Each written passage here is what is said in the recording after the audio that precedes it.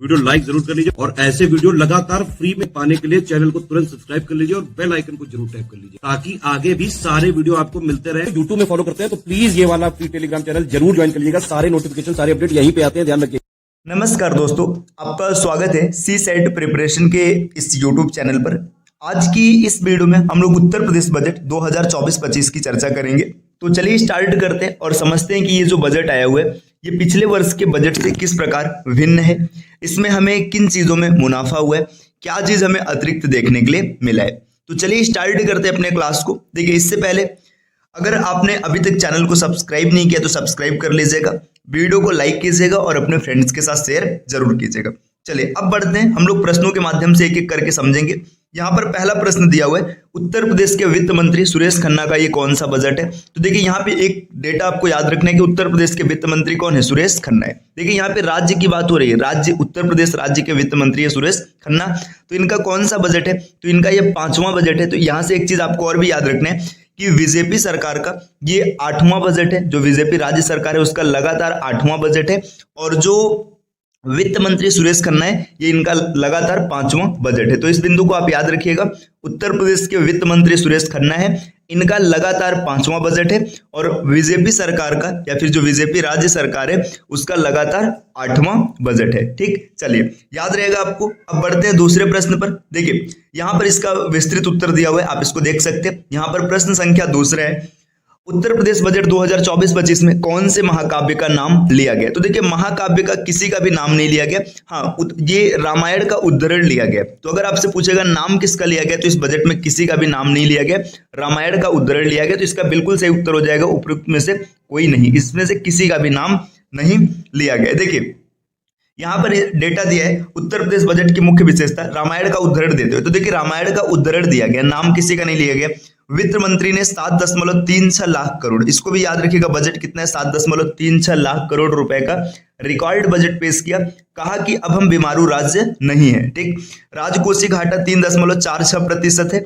वित्त मंत्री ने कहा है कि राम राज्य की संकल्पना को साकार करने में सरकार सफल है। तो देखिए यहाँ से कुछ बिंदु याद रखिएगा, रामायण का उद्धरण लिया गया है, ये बजट कितने का है 7.36 लाख करोड़ रुपए का है, और वित्त मंत्री ने कहा है कि हम बीमारू राज्य नहीं है, और राजकोषीय घाटा जो है ये 3.46% का रह गया है। ठीक, चलिए अब बढ़ते हैं अगले प्रश्न पर। अगला प्रश्न यहाँ पर दिया है कि यह बजट निम्नलिखित में से किन किन को समर्पित है। देखिए बजट का फोकस क्या, अगर फोकस की बात करेगा तो सीधी सी बात है, जो बजट होगा ये गरीबों के लिए होगा, महिलाओं के लिए होगा, युवाओं के लिए होगा और किसानों के लिए भी होगा। तो अगर पूछा जाए कि बजट किसके लिए है, तो ये बजट देखिए सबके लिए, इसमें से सबके लिए होगा, तो ये सभी इसमें आएंगे, मतलब सभी के लिए आधारित है। ठीक, चलिए आते हैं अगले बिंदु पर। देखिए यहाँ पर दिया गया है कि भाजपा उत्तर प्रदेश भाजपा के प्रदेश अध्यक्ष भूपेंद्र सिंह चौधरी। तो यहाँ से ये पॉइंट भी याद रखिएगा, उत्तर प्रदेश भाजपा के प्रदेश अध्यक्ष कौन है, भूपेंद्र सिंह चौधरी है ना। तो इन्होंने मतलब ये बताया कि देखिए यहाँ पे लिखा है इसकी जो प्राथमिकता है गरीब है, किसान है, महिला है और युवा है ना। तो ये इन सबको समर्पित है। चलिए अब आते हैं अगले बिंदु पर, अगले प्रश्न पर। अगला प्रश्न यहाँ पर दिया है, बजट के अनुसार एक नए औद्योगिक विकास प्राधिकरण का गठन कहाँ किया जा रहा है। देखिए जो बजट है इसमें एक नए औद्योगिक प्राधिकरण का विकास किया जा रहा है, कहां पर किया जा रहा है, तो ये किया जा रहा है बुंदेलखंड में, बीडा। इसको याद रखिएगा भाई, ये बीडा है। ठीक है, बुंदेलखंड इंडस्ट्रियल डेवलपमेंट अथॉरिटी है ना, ये बुंदेलखंड होगा तो इसमें से कोई नहीं, इसका सही उत्तर हो जाएगा विकल्प डी।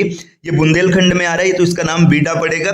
चलिए आगे बढ़ते हैं। देखिए यहाँ पर दिया गया बुंदेलखंड क्षेत्र के अंतर्गत नए इंडस्ट्रियल डेवलपमेंट अथॉरिटी बीडा का गठन किया जा रहा है, जिसके अंतर्गत नोएडा और ग्रेटर नोएडा के अनुरूप बुंदेलखंड क्षेत्र में औद्योगिक, वाणिज्यिक और आवासीय टाउनशिप विकसित करने की योजना है। तो इसको याद रखना है, बीडा मतलब ये बुंदेलखंड की है।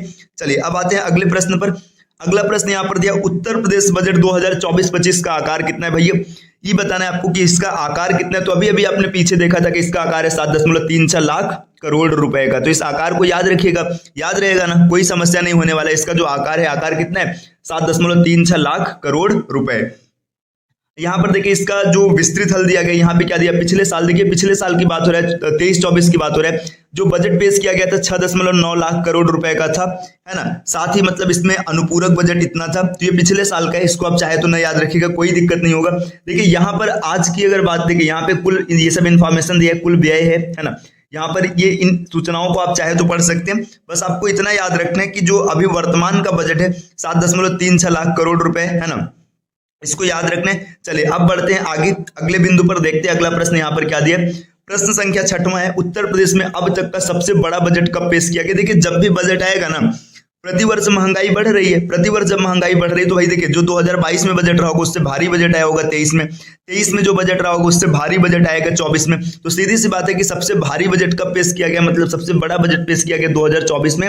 जो अभी वर्तमान का बजट है यही उत्तर प्रदेश का सबसे बड़ा बजट है, याद रहेगा, कोई समस्या नहीं आएगी। चलिए अब आते हैं अगले प्रश्न पर। देखिए यहाँ पर इस उत्तर का मतलब ये दिया गया कि 2024 में बजट आया, मुख्यमंत्री ने लिखा, मुख्यमंत्री ने क्या लिखा, आज सदन में उनके द्वारा प्रस्तुत किया जाने वाला पेपरलेस बजट नए उत्तर प्रदेश में राम राज्य की आधारशिला बनेगा, जय श्री राम। ठीक, तो देखिए मुख्यमंत्री ने लिखा है कि सदन में जो बजट पेश है ना वो पेपरलेस बजट होगा, और देखिए यहाँ पे पेपरलेस बजट है, नए राम राज्य में उत्तर प्रदेश की आधारशिला रखेगा। चलिए अब बढ़ते हैं अगले बिंदु पर। अगला प्रश्न यहाँ पर है, उत्तर प्रदेश बजट 2024-25 में राजस्व अधिशेष कितना था। तो देखिए राजस्व अधिशेष की अगर बात करेंगे तो जो राजस्व अधिशेष है ये था यहाँ पर 2.97% है ना, 2.97% राजस्व अधिशेष होगा। रेवेन्यू सरप्लस जो होगा 2.97% बनेगा, तो इसका उत्तर हो जाएगा इसमें से कोई नहीं, विकल्प डी। ठीक, चलिए देखिए यहाँ पर दिया गया, इसके बारे में सूचना दिया गया है। देखिए जो रेवेन्यू सरप्लस है यहाँ पर अगर वैल्यू की बात करेगा तो 74,147 करोड़, ये वैल्यू याद रखिएगा। प्रतिशत में 2.97% होगा, इसको भी आप याद रख सकते हैं। फिस्कल डेफिसिट की बात करेगा तो यहाँ पे देखिए इसकी वैल्यू दे रखा है 86,530 करोड़, प्रतिशत है 3.46%, तो इसको भी आप याद रखिएगा। चलिए अब बढ़ते हैं अगले बिंदु पर, अगले प्रश्न पर। यहाँ पर ये इन्फॉर्मेशन दिया गया है, इसको आप चाहे तो स्क्रीनशॉट ले लीजिएगा और देख लीजिएगा। ठीक, इसका स्क्रीनशॉट निकाल लीजिएगा। अगर याद रखने की बात है तो सिर्फ आपको ये डेटा याद रखना है, यहाँ से मतलब इसका याद रखना है, और कुछ आपको याद करने की कोई विशेष जरूरत नहीं है। चलिए अब बढ़ते हैं अगले प्रश्न पर। अगला प्रश्न यहाँ पर दिया गया, उत्तर प्रदेश बजट 2024-25 के हिसाब से सही चुने। उत्तर प्रदेश बजट में मतलब क्या तथ्य का वर्णन किया गया। हवाई यात्रा करने वालों की संख्या में वृद्धि देखी गई है पिछले वित्तीय वर्ष की तुलना में। चालू वित्तीय वर्ष में हवाई यात्रा करने वाले यात्रियों की संख्या में 19.2% की वृद्धि देखी गई है। मतलब जो हवाई यात्रा कर रहे हैं उनकी संख्या बढ़ गई, कितनी बढ़ी भाई, 19.2%। तो इसका जिक्र किया गया है, सही बात है। आगे है, अयोध्या में के महर्षि वाल्मीकि इंटरनेशनल एयरपोर्ट विकास का विकास किया जा रहा है। अयोध्या में एयरपोर्ट की स्थापना एवं विस्तार के लिए 150 करोड़ रुपए की व्यवस्था की गई, इसको भी याद रखिएगा। जो महर्षि वाल्मीकि इंटरनेशनल एयरपोर्ट है इसका विकास कहाँ पे किया जा रहा है, ये किया जा रहा है अयोध्या में, और 150 करोड़ रुपए बजट की व्यवस्था की गई है, सही बात है।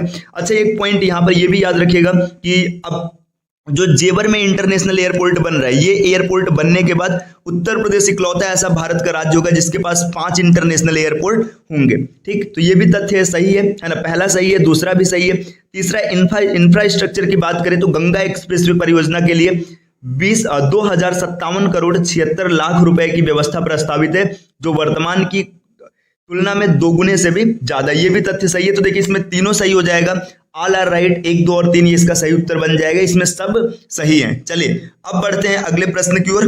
देखिए अगला प्रश्न यहाँ पर क्या है, भारत सरकार द्वारा निर्मित ई श्रम पोर्टल पर किस राज्य के सबसे ज्यादा कामगारों का पंजीकरण हुआ है देश में सर्वाधिक है। देखिए भाई सीधी सी बात है, अगर ई श्रम पोर्टल पर रजिस्ट्रेशन होगा सबसे ज्यादा बेरोजगार कहां पर है, उत्तर प्रदेश में। तो सबसे ज्यादा जो होगा पोर्टल पर रजिस्ट्रेशन वो भी किसका होगा, उत्तर प्रदेश का ही होगा। अगर ये वैल्यू याद रखना है तो 8.32 करोड़ है, इसको भी आप याद रख सकते हैं। 8.32 करोड़ रजिस्ट्रेशन के साथ उत्तर प्रदेश सबसे पहले स्थान पर रहा है। चलिए आते हैं प्रश्न संख्या 10 पर। 10 में दिया है, अयोध्या में, देखिए यहां पर दिया है कि अयोध्या में महर्षि वाल्मीकि अंतरराष्ट्रीय हवाई अड्डा अयोध्या धाम विकसित किया गया। अयोध्या एयरपोर्ट की स्थापना एवं विस्तार हेतु बजट में कितने रुपए की व्यवस्था प्रस्तावित है। तो अभी जस्ट पीछे हम लोगों ने पढ़ा है कि 150 करोड़ रुपए की व्यवस्था प्रस्तावित है, तो इसका सही उत्तर हो जाएगा इसमें से कोई नहीं, 150 करोड़ रुपए की व्यवस्था, मतलब जो व्यवस्था है वो प्रस्तावित किया गया। और एक चीज और भी याद रखिएगा कि राज्य सरकार ने क्या किया है, पूरे स्टेट में, पूरे स्टेट का मतलब पूरे उत्तर प्रदेश में हवाई पट्टियों के विकास के लिए 1100 करोड़ रुपए का बजट पेश किया, मतलब 1100 करोड़ रुपए की व्यवस्था किया गया हवाई पट्टियों के विकास के लिए। चलिए आते हैं अगले प्रश्न पर, प्रश्न संख्या 11 में क्या कहा गया, 11 की बात करते हैं। देखिए 11 में यहां पर दिया गया, इसको थोड़ा सा और ऊपर करते हैं। उत्तर प्रदेश बजट 2024-25 के अनुसार कौन सा कथन सही है, किसानों को मुफ्त पानी की आपूर्ति के लिए 1100 करोड़ रुपए आवंटित किए गए हैं। ठीक, ये सही है। किसानों को मुफ्त पानी के लिए देने के लिए 1100 करोड़ रुपए की व्यवस्था है। आगे है उत्तर प्रदेश बजट। वित्त वर्ष 2025 में 5.1% की कृषि विकास दर का लक्ष्य रखा गया है। ये भी सही है। कृषि विकास दर जो है इसका लक्ष्य है 5.1%। वित्त मंत्री के अनुसार डार्क जोन में नए निजी ट्यूबवेल कनेक्शन देने पर लगी रोक हटा दी गई है, जिससे करीब 1 लाख किसानों को सीधा फायदा हुआ है। देखिए, जो डार्क जोन में नए निजी ट्यूबवेल कनेक्शन देने पर रोक लगी थी उसको हटा दी गई, जिससे 1 लाख किसानों को सीधा फायदा हुआ है, तो इसकी भी चर्चा की गई है। अगला तथ्य है कि वर्ष 2023-24 में अक्टूबर 23 तक लगभग 37 लाख किसान क्रेडिट कार्ड वितरित किए गए। ये भी सही है। तो उत्तर प्रदेश बजट 2024-25 में इन चारों बिंदुओं की चर्चा की गई थी, तो इसमें ये हो जाएगा, इसका सभी उत्तर सही है। तो इसमें मतलब सभी सही है। चलिए अब आते हैं अगले प्रश्न पर। देखिए, अगला प्रश्न यहाँ पर दिया है कि प्रधानमंत्री किसान सम्मान निधि योजना के तहत दिसंबर 2023 तक 2.62 करोड़ किसानों को कितने करोड़ रुपए डीबीटी, है ना, डीबीटी मतलब डायरेक्ट बेनिफिट ट्रांसफर के माध्यम से हस्तांतरित किया गया। मतलब जो डायरेक्ट बेनिफिट ट्रांसफर है ये 2.62 करोड़ किसान को मतलब कितने रुपए मिले हैं, तो ये मिला है 63,000 करोड़ रुपए, 63,000 करोड़ रुपए। तो इसका बिल्कुल सही उत्तर हो जाएगा विकल्प डी, 63,000 करोड़ रुपए मिला है। तो इसको भी आप याद रखिएगा। चलिए, इससे पहले एक क्लास में आपको बताया गया था कि डीबीटी में उत्तर प्रदेश का स्थान कौन सा है, तो इसको आप कमेंट कीजिएगा कि जो डीबीटी है डायरेक्ट बेनिफिट ट्रांसफर, इसमें उत्तर प्रदेश भारत में कितने नंबर पर है। आते हैं अगले प्रश्न पर, प्रश्न संख्या 13। देखिए 13 में यहाँ पर क्या चर्चा किया गया है। 13 में ये चर्चा किया गया है कि वित्तीय वर्ष 2023-24 तक विद्युत प्रेशर प्रणाली, यहाँ पर पारिसर लिखा है, ये मतलब टाइपिंग की मिस्टेक है। यहाँ पे देखिए पावर ट्रांसमिशन सिस्टम ये कितना हो गया है, तो देखिए अगर इसकी बात करेंगे जो पावर ट्रांसमिशन सिस्टम है ये बढ़ करके कितना हो चुका है, ये हो चुका है 31,500 मेगावाट। इसको भी याद रखिएगा। इससे पहले ये कितना था, अगर पहले की बात करेंगे तो 28,900 मेगावाट था। इसको भी आपको याद रखना है। देखिए इसमें जो बढ़ा है कितना बढ़ा है, तो यहाँ पर ये बढ़ करके 31,500 हो चुका है। चलिए आते हैं अगले प्रश्न पर, प्रश्न संख्या 14। 14 में क्या दिया गया है, यहाँ पे 14 में दिया गया है कि ईज ऑफ डूइंग बिजनेस की रैंकिंग में उत्तर प्रदेश का रैंक क्या है। देखिए ईज ऑफ डूइंग बिजनेस की अगर बात करेंगे तो वर्तमान में उत्तर प्रदेश सेकंड पोजीशन पर है। ये 14वें स्थान से चल करके सेकंड पोजीशन पर आया है दोस्तों, ये भी याद रखिएगा। पहले 14वें स्थान पर था, यहां से चला और अब कहां आ चुका है, अब आ चुका है सेकंड पोजीशन पर। तो ये देखिए आप आसानी से याद रख सकते हैं कि 14 से चला था और सेकंड पर आ पहुंचा है। चलिए अब बढ़ते हैं अगले पॉइंट पर। अगला पॉइंट यहाँ पर क्या दिया है, प्रश्न संख्या 15 की अगर बात करेंगे, 15 में दिया उत्तर प्रदेश बजट 2024-25 के हिसाब से कौन सा सही है। तो देखिए अगर हम लोग बात करेंगे उत्तर प्रदेश बजट 2024-25 की, तो 2025 में राज्य में 1.1 करोड़ लोगों को रोजगार मिलेगा। इसकी चर्चा की गई है भैया कि 1.1 करोड़ लोगों को रोजगार मिलेगा। राज्य सरकार ने निराश्रित महिला पेंशन को 500 रुपए से बढ़ाकर 1,000 रुपए प्रति माह कर दिया है। इससे 30 लाख महिलाओं को लाभ मिलेगा। देखिए जो निराश्रित महिला पेंशन है इसको 500 से बढ़ा करके कितना किया गया, 1,000 किया गया, और लाभ कितने लोगों को मिलेगा, 30 लाख महिलाओं को मिलेगा। इसकी भी चर्चा की गई है। अगला पॉइंट यहाँ पर है, सरकार ने स्वास्थ्य के लिए लगभग 1,000 करोड़ रुपए आवंटित किए हैं। राज्य ने कृषि विकास दर का लक्ष्य 5.1% रखा है। अभी हम लोगों ने जस्ट पहले देखा था स्वास्थ्य के लिए 1,000 करोड़ रुपए की चर्चा की गई है और साथ में कृषि विकास दर 5.1% रखा गया है। ये भी बिंदु मतलब हो चुका है, तो इसका सही उत्तर हो जाएगा विकल्प डी। इसमें से सभी, इन सभी पर चर्चा किया जा चुका है। चलिए आते हैं अगले प्रश्न पर, प्रश्न संख्या 16। देखिए 16 में यहाँ पर क्या दिया गया, 16 में ये दिया गया कि उत्तर प्रदेश बजट 2024-25 के हिसाब से कौन सा सही है, आपको ये बताना है। जो उत्तर प्रदेश का बजट है इसके हिसाब से कौन सा सही बनेगा, ये इसकी चर्चा आपको करनी है। देखिए लिंक एक्सप्रेसवे के लिए 500 करोड़ रुपए प्रस्तावित है, सही है। मतलब देखिए लिंक एक्सप्रेसवे अगर बात करेंगे तो इसके लिए 500 करोड़ रुपए की प्रस्तावना दी गई है। आगे आगरा मेट्रो के लिए 346 करोड़ रुपए आवंटित किए गए, तो आगरा मेट्रो के लिए 346 करोड़, ये भी सही है। अटल औद्योगिक अवसंरचना मिशन के लिए 400 करोड़ रुपए, ये भी सही है। सौर ऊर्जा के लिए 22,000 मेगावाट का लक्ष्य रखा गया, ये भी सही है। तो इसमें सभी सही हो जाएगा। देखिए यहां से याद रखिएगा, बजट आपसे सीधा सीधा पूछ सकते हैं लिंक एक्सप्रेसवे के लिए कितने की व्यवस्था की गई, मतलब कितने रुपए आवंटित किए गए, 500 करोड़ रुपए। आगरा मेट्रो के लिए 346 करोड़ रुपए, अटल औद्योगिक अवसंरचना मिशन के लिए 400 करोड़ रुपए और सौर ऊर्जा के लिए 22,000 मेगावाट का लक्ष्य रखा गया। इसके अतिरिक्त और भी कुछ महत्वपूर्ण बिंदु है जिस पर भी आपको ध्यान देना चाहिए। पीएम आवास योजना के लिए 3,948 करोड़ रुपए, है ना। पीएम आवास योजना के लिए 3,948 करोड़ रुपए। पीएम ग्राम सड़क योजना के लिए 3,668 करोड़ रुपए। वाराणसी में नए मेडिकल कॉलेज के लिए 400 करोड़ रुपए। राष्ट्रीय ग्रामीण स्वास्थ्य मिशन के लिए 7,350 करोड़ रुपए। तो ये भी नंबर्स को आप याद रखिएगा। आप लिख लिख के बार बार से पढ़ेंगे तो आपको आसानी से याद हो जाएगा। चलिए आते हैं अगले प्रश्न पर। अगला प्रश्न ये दिया है कि उत्तर प्रदेश बजट 2024-25 के अनुसार उत्तर प्रदेश सरकार अब तक लगभग कितने व्यक्तियों को गरीबी रेखा से बाहर निकालने में सफल रही है दोस्तों। तो ये गरीबी रेखा से जो बाहर निकालने में सफल रही है, 6 करोड़ व्यक्तियों को गरीबी रेखा से बाहर निकाल दिया गया है। जो 2024-25 का बजट है इसके अनुसार 6 करोड़ लोगों को गरीबी रेखा से बाहर निकाल दिया गया। और जो बेरोजगारी दर है ना, अब सिर्फ 2.4% रह गई है दोस्तों। देखिए ये सरकार का मतलब सरकार द्वारा बताया जा रहा है कि जो बेरोजगारी दर है वर्तमान में 2.4% है, जबकि 16-17 की बात करेंगे, 2016-17 की बात करेंगे तो ये बेरोजगारी दर 19.2% रही थी। देखिए यहाँ पे कुछ तथ्य को याद रखिएगा। सबसे पहले उत्तर प्रदेश सरकार ने कितने लोगों को बेरोजगारी से बाहर निकाला है, 6 करोड़ लोगों को मतलब गरीबी से बाहर निकाल दिया है। अब जो बेरोजगारी दर है 2.4% रहा है, जबकि 2016-17 में ये बेरोजगारी दर थी 19.2%। अब इसको घट करके कितना हो गया, 2.4%। तो इस बिंदु को भी आप याद रखिएगा। चलिए अब आते हैं अगले प्रश्न पर। प्रश्न संख्या 18 में क्या चर्चा किया गया? 18 में ये किया गया उत्तर प्रदेश की महिला श्रम शक्ति भागीदारी कितनी है, मतलब जो महिला श्रम की भागीदारी वो कितनी है। तो देखिए महिला श्रम की जो भागीदारी है ये है 32.1%। जो वर्तमान में स्थिति है 32.1% महिला श्रम की भागीदारी है। जबकि अगर बात करेंगे तो पहले मतलब महिला भागीदारी थी 17.9%।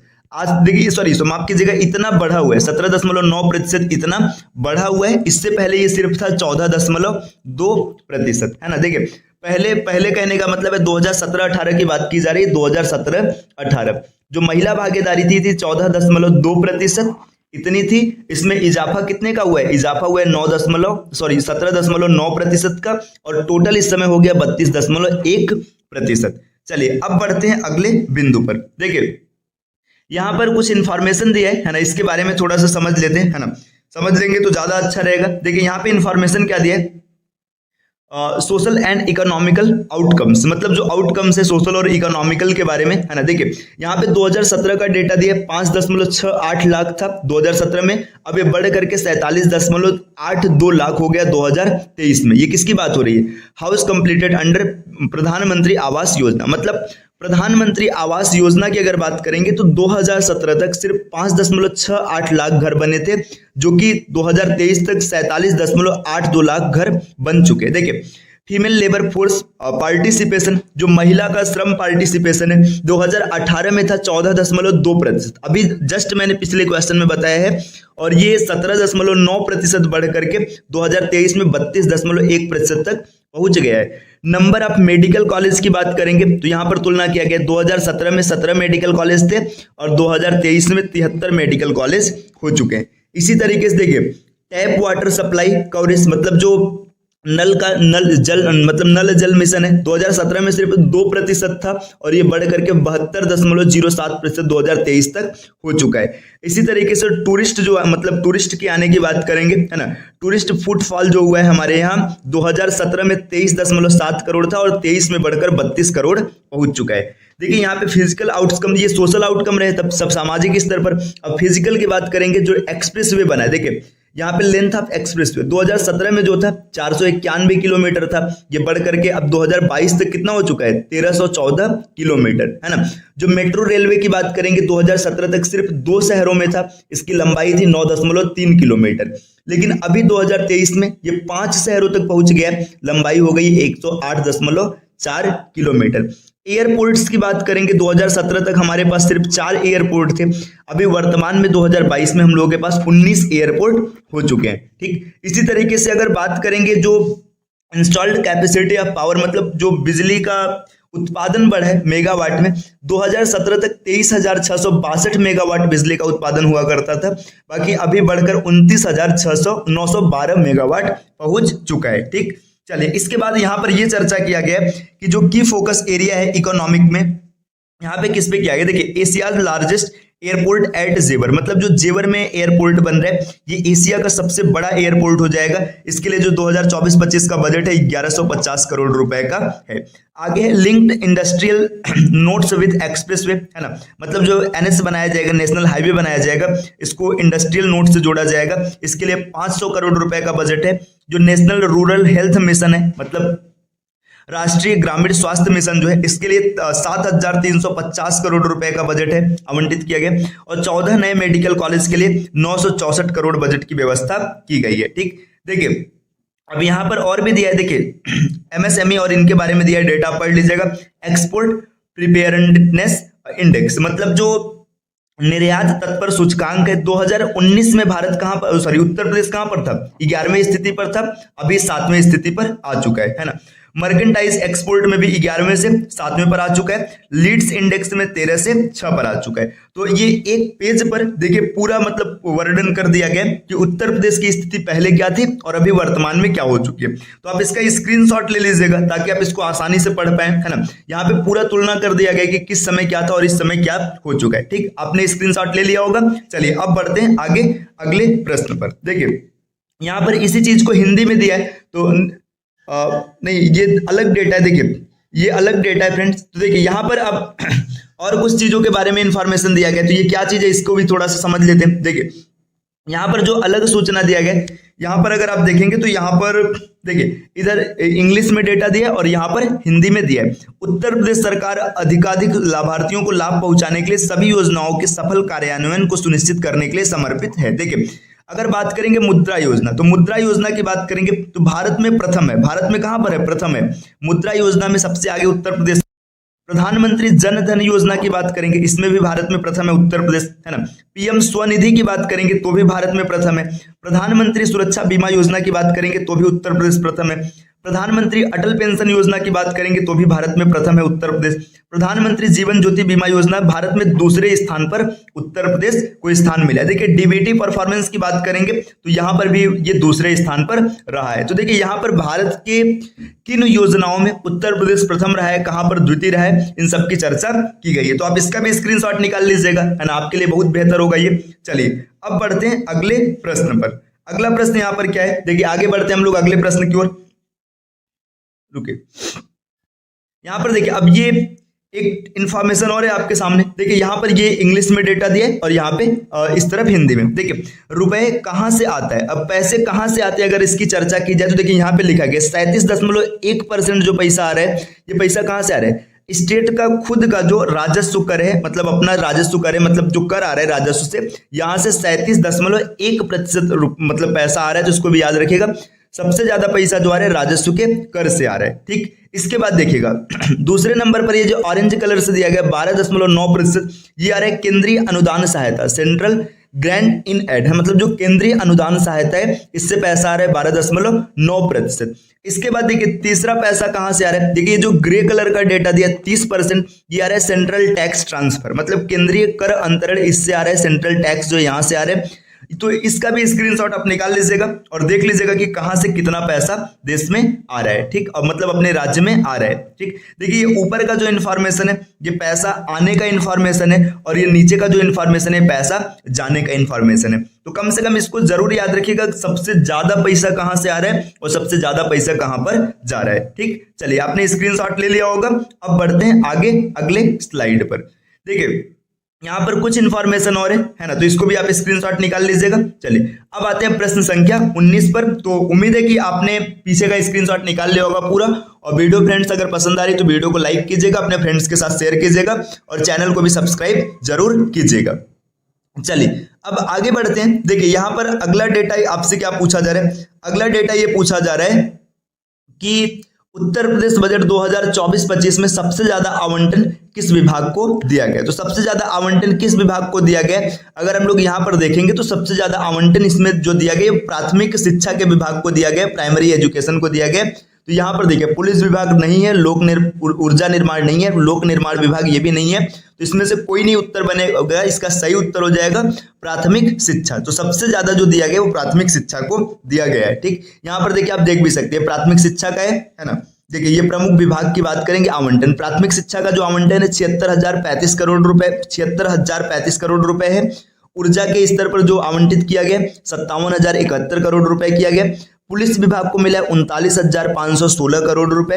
लोक निर्माण विभाग को मिला 34,858 करोड़। स्वास्थ्य एवं परिवार कल्याण को मिला 27,086 करोड़ रुपए। नगर विकास को मिला है 25,698 करोड़ रुपए। ग्रामीण विकास को मिला 25,409 करोड़ रुपए।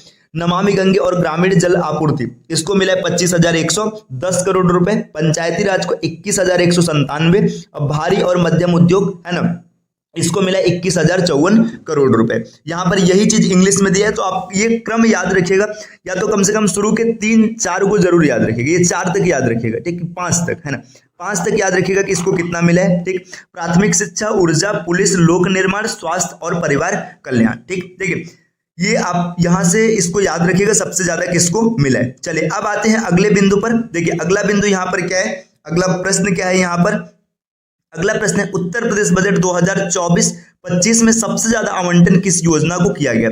अगर सबसे ज्यादा आवंटन की बात करेंगे, देखो पीछे जो हम लोगों ने पढ़ा है ना, ये विभाग का आवंटन है कि मतलब किस विभाग को पैसा ज्यादा मिला है। यहाँ पर किया जा रहा है कि किस योजना को सबसे ज्यादा पैसा मिला है, तो जल जीवन मिशन को सबसे ज्यादा पैसा मिला है। इसका विकल्प सी सही उत्तर बनेगा। देखिए जल जीवन मिशन को कितना मिला गया, तो यहाँ पे किस योजना को कितना बजट दिया गया है इसकी चर्चा की गई है। तो देखिए किस योजना को कितना बजट दिया गया, अगर इसकी बात करेंगे सर्व शिक्षा अभियान, इसको 21,310 करोड़ रुपए की धनराशि मिली है।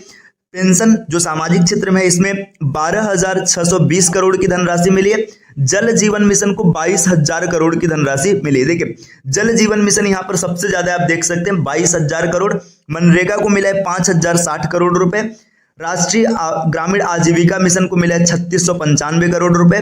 पीएम ग्रामीण सड़क योजना को मिला है 3,668 करोड़ रुपए। इसी तरीके से पीएम आवास योजना को मिला है 2,441 करोड़ रुपए। पीएम आवास योजना शहरी, देखिए ग्रामीण की बात की गई और यहाँ पर शहरी की बात की गई। शहरी को मिला है 3,948 करोड़ रुपए। स्वच्छ भारत मिशन के तहत देखिए ग्रामीण की बात करेंगे तो 4,867 करोड़ रुपए और शहरी की बात करेंगे तो 2,708 करोड़ रुपए। समेकित बाल विकास योजना मतलब जो चाइल्ड डेवलपमेंट स्कीम है, इसको 5,129 करोड़ रुपए की राशि आवंटित की गई है। और इसी तरीके से जो अमृत 2.0 योजना है, इसको 4,500 करोड़ रुपए की राशि आवंटित की गई है। तो सबसे ज्यादा जो आवंटन हुआ है, सबसे ज्यादा जो पैसा मिला है किसको मिला है, जल जीवन मिशन को मिला है। देखिए यहाँ पर योजना की चर्चा की गई है और ये जो स्लाइड था यहाँ पर विभाग की चर्चा की गई थी। अगर विभाग में पूछा जाएगा तो सबसे ज्यादा प्राथमिक शिक्षा विभाग को मिला है और योजना की बात करेंगे तो सबसे ज्यादा जल जीवन मिशन को मिला है। चलिए देखिए अब यहाँ पर बजट में नई पहल मतलब कौन कौन सी नई पहल है, तो ग्रीन बजट का जो है ये नया पहल किया गया, इसको देख लीजिएगा। देखिए ग्रीन बजट की बात करेंगे तो यहाँ पर कुछ इन्फॉर्मेशन दिया गया, आप इसका स्क्रीनशॉट ले लीजिएगा और इसको याद कर लीजिएगा। चलिए अब बढ़ते हैं अगले प्रश्न पर। देखिए यहाँ पर एक स्लाइड और दिया है ना, प्राथमिकता वाले प्रमुख क्षेत्र। देखिए प्राथमिकता वाले प्रमुख क्षेत्र की बात करेंगे, कौन कौन सा ऐसा क्षेत्र है जो प्राथमिकता में सबसे आगे है। तो पिछले वर्ष 35 लाख से अधिक किसानों को दलहन और तिलहन किट का वितरण किया गया। जो प्राथमिकता वाले क्षेत्र है इसकी बात की जा रही है। देखिए गरीबी उन्मूलन के साथ यूपी में 5 करोड़ से अधिक लोगों को गरीबी से बाहर निकाला गया। महिलाओं, युवाओं और किसानों को सशक्त करने पर विशेष बल दिया गया। देखिए अब यहाँ पे इंफॉर्मेशन दिया गया क्या क्या किया गया। देखिए पिछले वर्ष 35 लाख से अधिक किसानों को दलहन और तिलहन किट का वितरण किया गया। मुख्यमंत्री आवास योजना के अंतर्गत 2 लाख से अधिक आवास निर्मित कराए गए। 6.5 लाख व्यक्तियों को यूपी के कौशल विकास मिशन के तहत प्रशिक्षित किया गया। कन्या सुमंगला योजना मुख्यमंत्री की फ्लैगशिप योजना के अंतर्गत 17.8 लाख बेटियों को लाभान्वित किया गया। एक जनपद एक मेडिकल कॉलेज योजना के अंतर्गत 45 जिलों में 66 मेडिकल कॉलेज की स्थापना की गई। आगे है सोलर रूफटॉप अवस्थापना की क्षमता में 4 गुना की वृद्धि हुई है।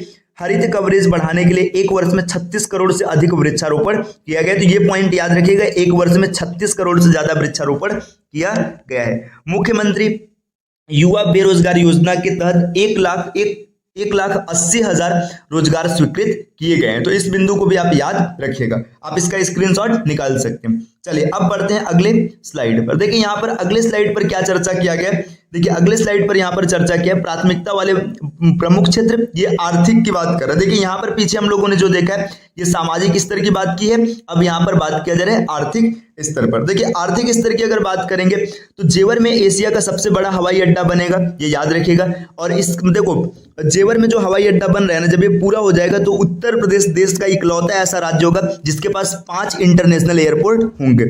ठीक, ये चीज आपको याद रखना है। देखिए 5 इंटरनेशनल एयरपोर्ट है कहाँ का, लाल बहादुर शास्त्री इंटरनेशनल एयरपोर्ट है ना। इसके बाद अगर हम लोग और आगे बढ़ेंगे, देखिए ये ग्रेटर नोएडा में तो मतलब जेवर बन ही रहा है। इसके बाद देखिए अयोध्या में है ना, अयोध्या के बाद लखनऊ में है, लखनऊ के बाद एक और कहाँ छूट रहा है उसको आप कमेंट करके बताइएगा। ठीक, वो एयरपोर्ट कहाँ छूट रहा है और उसका नाम क्या है ये भी कमेंट करके आपको बताना है। चलिए आगे देखिए एक्सप्रेसवे की बात करेंगे तो इसके लिए 500 करोड़ रुपए की राशि आवंटित है। राष्ट्रीय ग्रामीण स्वास्थ्य मिशन के तहत के लिए 7350 करोड़ रुपए, 14 नए मेडिकल कॉलेज 964 करोड़ रुपए, अभी जस्ट हम लोगों ने पीछे देखा था। इस पर भी हम लोगों ने चर्चा कर चुका है कि जो निर्यात तत्पर सूचकांक है इसमें उत्तर प्रदेश 11 से 7वें पर आ चुका है। माल निर्यात में 2019 में 11 पर था, फिर 7 पर आ चुका है। लीड्स में 13 से 6 पर आ चुका है, तो इसकी भी चर्चा हम लोग कर चुके हैं। देखिए अब अगले की बात करेंगे। देखिए अगला प्रश्न यहाँ पर दिया है, पिछले वर्ष मतलब जो ये उत्तर प्रदेश बजट 2024-25 पिछले बजट से कितना प्रतिशत ज्यादा है, मतलब पिछले साल से कितना ज्यादा है। अगर इसकी बात करेंगे तो पिछले साल से 6.7% ज्यादा है, इसको याद रखिएगा। चलिए फ्रेंड्स आते हैं अगले प्रश्न पर। अगला प्रश्न यहाँ पर दिया है, उत्तर प्रदेश सरकार द्वारा सेमीकंडक्टर नीति है ना, मतलब जो सेमीकंडक्टर नीति है इसको मंजूरी दी गई है। सेमीकंडक्टर नीति को मंजूरी देने वाला उत्तर प्रदेश किस नंबर का राज्य बन चुका है, मतलब सेमीकंडक्टर जो नीति है इसको मंजूरी देने वाला कौन सा राज्य है उत्तर प्रदेश, तो उत्तर प्रदेश चौथे पोजीशन का है।